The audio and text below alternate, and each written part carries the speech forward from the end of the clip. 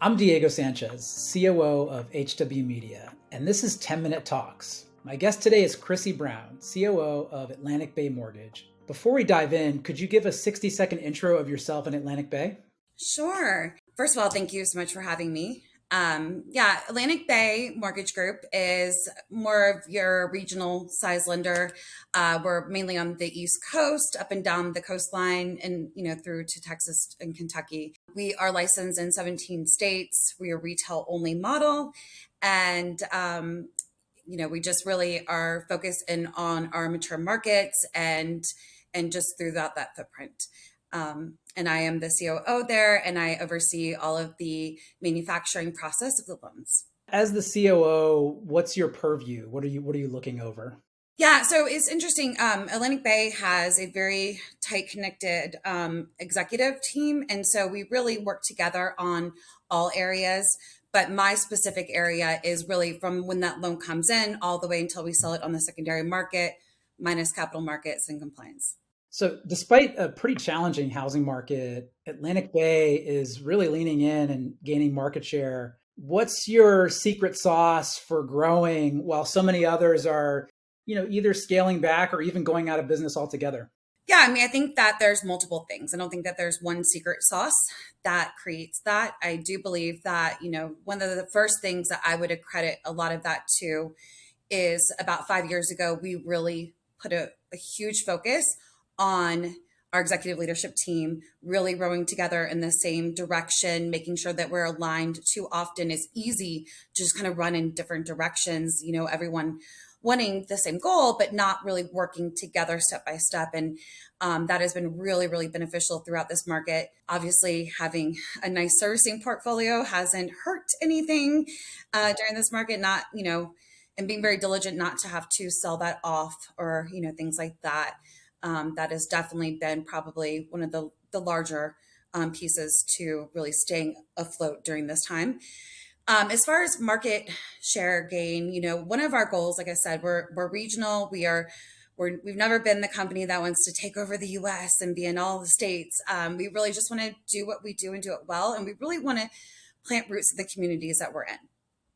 We want to be one of the top 5 lenders in our mature markets and really get in there, not just as another lender in that area, but to really serve those communities and get in there and make a presence. That is more important to us than, going further and being less of a presence in those markets. Do you have aspirations to grow beyond those 17 states over time? I mean, we've always said we just take it step by step. So I think one of the things that, we've learned through watching some of our, peers or competitors and, some of our own struggles ourselves over the years is as we decide to grow into another market, we kind of stop and we do a pulse check. Where are we? Are we going to lose who we are by expanding? Right? Are we still going to be able to adhere to our core values and be able to give the service levels and maintain the relationships and that closeness? If the answer is no, then we're probably going to hold off. But we don't have any plans to not or to. It's just kind of that natural growth and organic growth, but making sure that we check ourselves every step of the way to ensure that we still stay who we are. You mentioned organic growth, and one of the ways that other lenders are growing right now is through inorganic growth or acquisitions. What's the balance of your growth? Are you all organic? Are you looking at acquisitions? Have you done acquisitions before? No, we are all organic growth. Acquisitions is it's a very interesting topic right now, especially for IMBs. We definitely have had multiple conversations about, what does that look like? And, obviously everyone else around us is doing that. But right now, acquisitions can also be very risky, right?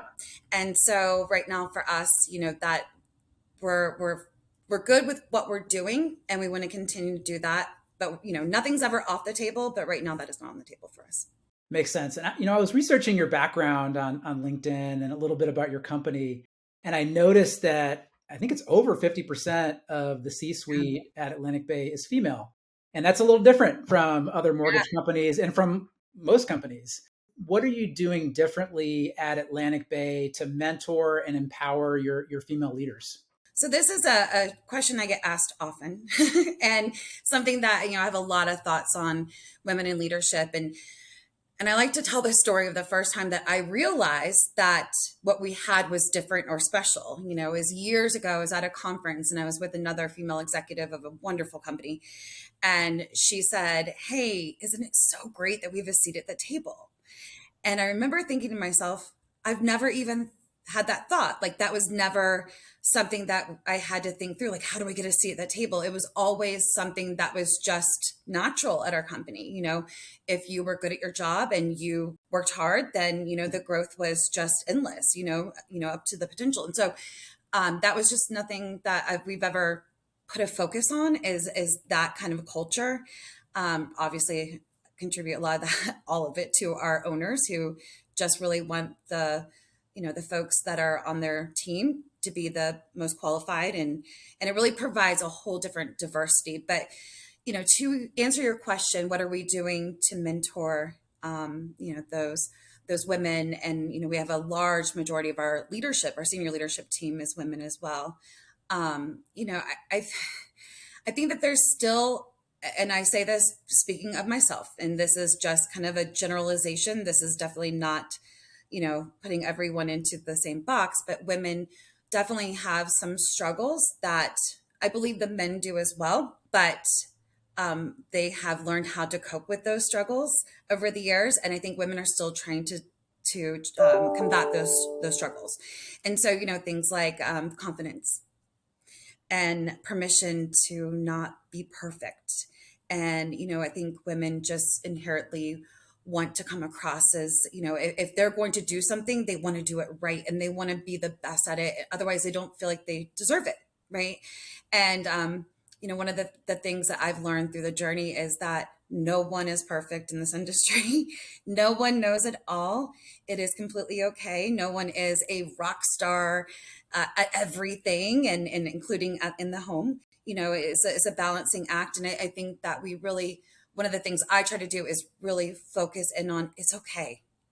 You don't have to know everything and you can still learn, like you can still succeed because, and just kind of letting the permission to be human and kind of taking away that charade of I am an executive, so I know everything, has been very helpful, as well as we try to be very understanding to the struggles that, women have with balance. I mean, it's a lot. I mean, I'm a mother of a 7-year-old. It is a lot. So we just want to provide that balance for, women to be able to have the career that they want, as well as be the mother they want, the partner they want, the friend they want, the family member that they want. And sometimes we have to work with some schedules for that. So maybe just diving in a little bit more there, you mentioned you have a 7-year-old. How are you balancing parenthood with being in the C-suite at a relatively sizable lender? Yeah, I am not super mom. I am not the room mom or the PTA president. I think that part of that is letting go of what society may have told me growing up what a mother should look like, what the perfect mother should look like. The milk and the cookies and I'm at also being at a company that prioritizes that. I have never had a moment where my company demanded something when I should have been there for my child.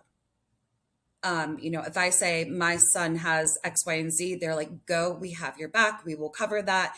I think that's a huge difference is that they prioritize that role that I play equally to the role I play here. I love to hear that. It sounds like a workplace that has pretty decent work-life harmony. I mean, balance is difficult, but there's some harmony there. Integration, we call it. Yeah, that's another great term. Another great term for it. So to wrap up, we're in a pretty difficult phase in the housing market right now, but it's a cyclical market. We know that the next boom is coming at some point. How are you preparing the team in Atlantic Bay for that next hot housing market? Yeah, we're talking to our operational staff right now. This may happen and we may have to buckle down again. I mean, I wrote an article recently about the operational state of the the state of mind, excuse me, of the operational employee right now. I mean, it's definitely been, for the operational folks, it's been quite the journey of 2020 and 2021, and then, the anxiety and the fears of 2022, and then coming back into 23, and maybe that we're going to have a little bit of the flashback to maybe 21 for a minute. And, just really trying to take care of them mentally, making sure that they are ready, and the expectations there that we may enter into that.